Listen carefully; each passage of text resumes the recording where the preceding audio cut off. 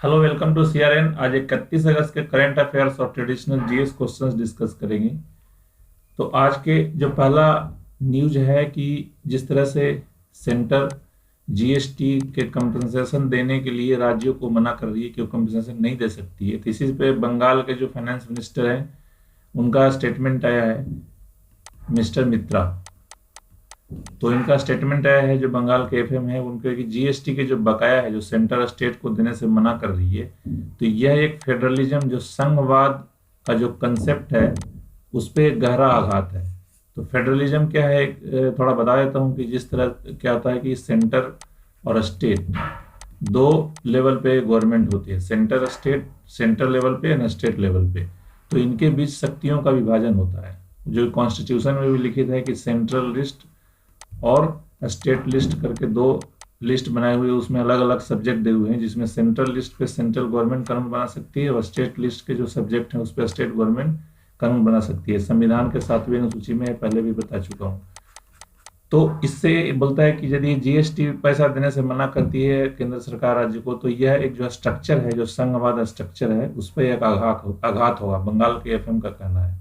तो ये तो न्यूज हो गया। इसी में कई इंपॉर्टेंट क्वेश्चन भी मैंने शामिल कर दिए जो आपको याद रखना है। और जीएसटी से एक और बहुत ही सिंपल क्वेश्चन है, लेकिन ये कभी कभी मिस्टेक हो जाता है कि जीएसटी किस प्रकार का कर है, प्रत्यक्ष कर या अप्रत्यक्ष कर।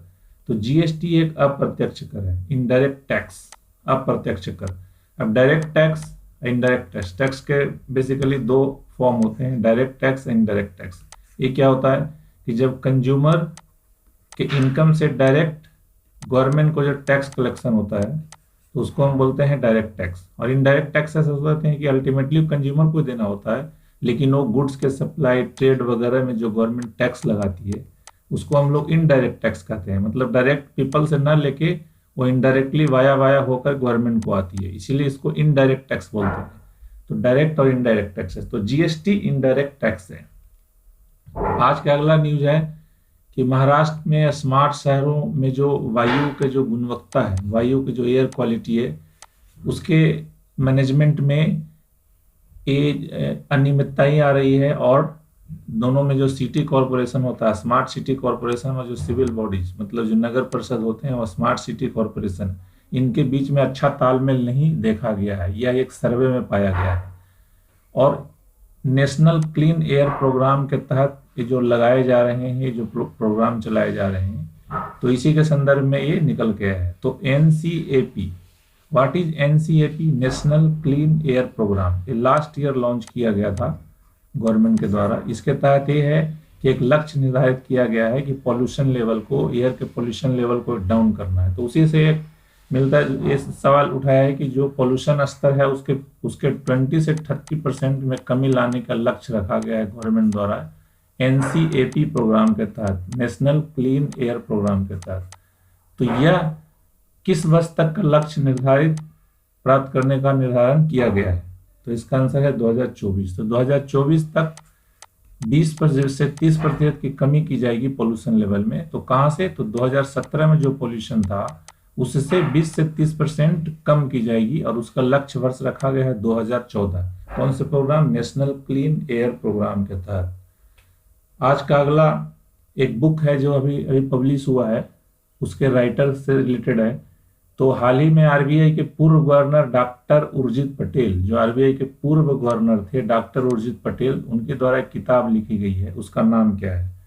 तो है overdraft saving the Indian saver, ये बुक का नाम है, overdraft saving the Indian saver. इसके राइटर हैं पूर्व रिजर्व बैंक के गवर्नर, आरबीआई के पूर्व गवर्नर डॉक्टर उर्जित पटेल। और आज के नेक्स्ट न्यूज की तरफ चलते हैं। तो कैग का रिपोर्ट, जो कैग मैं पहली बार बता चुका हूँ, कंट्रोलर और ऑडिटर जनरल, जो गवर्नमेंट के अकाउंट्स के, जो उनके जो खर्चे होते हैं उसका ऑडिट करता है।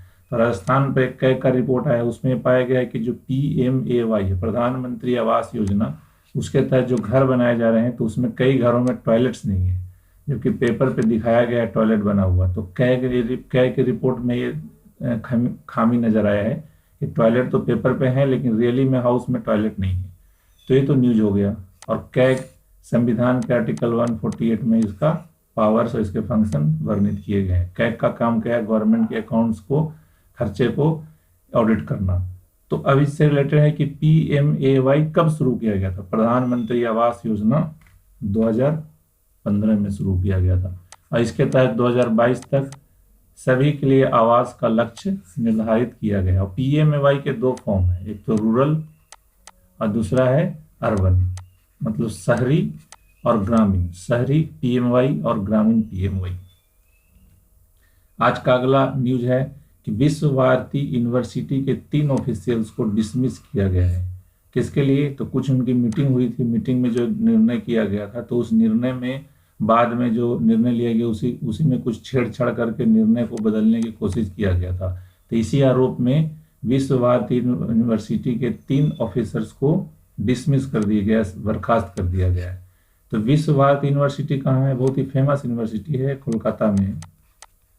तो विश्व भारती यूनिवर्सिटी के संस्थापक कौन थे? इससे रिलेटेड क्वेश्चन है, क्योंकि यूनिवर्सिटी बहुत ही फेमस है। तो इसके संस्थापक रविन्द्रनाथ टैगोर। रविन्द्रनाथ टैगोर, जो आप सब जानते हो कि जन गण मन जो राष्ट्रगान है, वो रविन्द्रनाथ टैगोर के गीतांजलि बुक से लिया गया है। और गीतांजलि बुक के लिए ही इनको 1913 में नोबेल पुरस्कार भी मिला था। इससे रिलेटेड जो इंफॉर्मेशन है आपको याद रखना है। तो रविन्द्रनाथ टैगोर ने विश्व भारती विश्वविद्यालय का स्थापना किया था और इनके गीतांजलि बुक फेमस है। और एक और बुक है इनका गोरा, वो भी बहुत फेमस है। तो गोरा, गीतांजलि, ये आपको याद रखना। 1913 में इनको नोबेल पुरस्कार मिला था। और आज के अगले सवाल की तरफ, अगले न्यूज की तरफ चलते हैं कि कोविड-19 के डर के वजह से यह माना जा रहा है कि बिहार में जो चुनाव होने वाले हैं तो शहरी मतदाता कम भाग लेंगे कोविड-19 के डर से। यह डर सता रहा है गवर्नमेंट को। तो अभी इससे रिलेटेड न्यूज है कि 2011 के एक जनगणना के मुताबिक बिहार में शहरीकरण की दर क्या है? तो बिहार में शहरीकरण की दर 11.3% है। मतलब बिहार में 11.3% लोग शहर में रहते हैं। यह 2011 के जनगणना के अनुसार है। और पूरे ऑल इंडिया लेवल की जब बात किया जाए तो 31.2% इंडिया ऑल इंडिया लेवल पे 31.2% अर्बनाइजेशन रेट है, जबकि बिहार में 11.3 है, मात्र 11.3। आज के अगले न्यूज की तरफ चलते हैं कि बिहार के वीर कुंवर यूनिवर्सिटी के एक प्रोफेसर हैं, उनको कैंपस में उनके साथ मारपीट की गई। वीर कुंवर यूनिवर्सिटी आरा। तो ये न्यूज है और ये न्यूज इसलिए खास है कि ये प्रोफेसर को इनके जो यूनिवर्सिटी में इन्होंने रिफॉर्म चलाए थे तो उसी के लिए इनको असॉल्ट का सामना करना पड़ा है। कुछ लोगों ने हमला किया इस पे। तो इससे रिलेटेड है कि बिहार में कितने राज्य विश्वविद्यालय हैं, बिहार में कितने स्टेट यूनिवर्सिटी हैं? तो है 17। आज का अगला न्यूज है कि 14 अगस्त तक एक RBI का एस्टिमेट है कि ईयर टू ईयर जो प्रति दर जो बैंक डिपॉजिट है 11% से बढ़ा है, और जबकि इनका क्रेडिट मतलब लोन देने का जो दर है 5.5 से बढ़ा है। डिपॉजिट 11% से बढ़ा है और लोन का जो वृद्धि है वो 5.5 से बढ़ा है। इसका मतलब है कि लोग पैसे ज़्यादा जमा कर रहे हैं लेकिन बैंक के लोन देने का दर डाउन हुआ है। तो अभी से रिलेटेड को है कि भारत में जो डिपॉजिट और क्रेडिट के जो रेट ऑफ इंटरेस्ट होते हैं, जमा और ऋण के जो रेट ऑफ इंटरेस्ट होते हैं, कौन नियंत्रित करता है? तो यह अनियमित है, अनरेगुलेटेड, कोई भी नियंत्रित नहीं करता है। बैंक अलग अलग अपना डिसाइड करते हैं। आज का अगला सवाल है कि गवर्नमेंट यह विचार कर रही है कि सरकार जो लड़कियों का भी जो शादी का एज है 18 साल सरकारी एज और लड़कों का 21, तो लड़कियों के 18 साल को बढ़ा के 21 करने की बात गवर्नमेंट कर रही है। इसलिए एक कमेटी भी अध्ययन करने के लिए कमेटी बनाई गई है। तो अभी तो 18 है और 21 है, 18 गर्ल्स के लिए और 21 है बॉयज़ के लिए। तभी गर्ल्स के लिए शादी की आयु 21 वर्ष करने की बात कही जा रही है। तो इससे रिलेटेड क्वेश्चन है कि जो महिलाओं और पुरुषों के शादी की आयु जो अभी 18 और 21 वर्ष निर्धारित की गई थी वो किस साल की गई थी? तो 1978 में। 1978 से चला रहा परंपरा 18 और 21 का, तो आपको याद रखना है। और 1929 में यह एक 16 और 18 था। ये आपको बता दूं, 16 और 18, लड़कियों के लिए 16, लड़कों के लिए 18, 1929 में किया गया था। और ये 1978 में आके 18 और 21 हुआ है। 1919 जो अंग्रेजों के टाइम पे जो एक्ट ला गया था उसको शारदा एक्ट भी बोलते हैं। ये सब रिलेटेड क्वेश्चन है जो आपको याद रखना है, बहुत इंपॉर्टेंट है। आज का जो स्पोर्ट्स से न्यूज लिया है कि इंडिया ने पहली बार चेस ओलंपियाड के फाइनल में प्रवेश किया है। चेस ओलंपियाड के फाइनल में पहली बार इंडिया प्रवेश किया है। तो अब इससे रिलेटेड क्वेश्चन है कि जो 44वें 44 शतरंज ओलंपियाड 2021 में होने वाला है, उसकी मेजबानी कौन सा देश करेगा? तो उसकी मेजबानी मॉस्को होने वाला है और रूस उसकी मेजबानी करने वाला है 2021 के 44वें शतरंज ओलंपियाड। और अभी शतरंज ओलंपियाड एवरी 2 ईयर्स होता है, अभी बता दूं, हर एक 2 साल में एक बार शतरंज ओलंपियाड होता है। वर्तमान चैंपियन शतरंज का ओलंपियाड का चाइना है। That's all for today. ये आंसर हमने दिए हुए हैं एंड इसी तरह से रिलेवेंट न्यूज एंड उससे related concepts and questions GS के डिस्कस किया जाता है इस चैनल पे। Thank you for watching. Like, subscribe and forward to your friends.